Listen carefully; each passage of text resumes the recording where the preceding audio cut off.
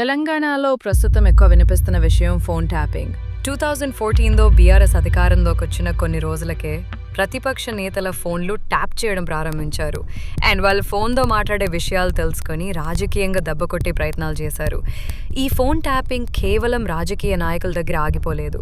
ప్రముఖ పారిశ్రామికవేత్తలు, సినీ ప్రముఖుల ఫోన్లు ట్యాప్ చేసి వారి వ్యక్తిగత విషయాలు తెలుసుకున్నారు. వారి బలహీనతలతో బ్లాక్ మెయిల్ చేసి మానసికంగా, శారీరకంగా వేధింపులకు గురిచేశారు. దాదాపు 10 ఏళ్ల పాటు రాష్ట్రంలో ఉన్న ప్రతి ప్రముఖుడి ఫోన్ను ట్యాప్ చేసి అరాచకం సృష్టించారు.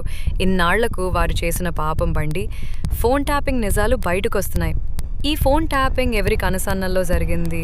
ఇంటెలిజెన్స్ వ్యవస్థను గుప్పెట్లో పెట్టుకున్న నాటి ముఖ్యమంత్రి చెబితే జరిగిందా, లేకపోతే అనధికార ముఖ్యమంత్రిగా కొనసాగిన నాటి ఐటీ మంత్రి చెబితే చేశారా?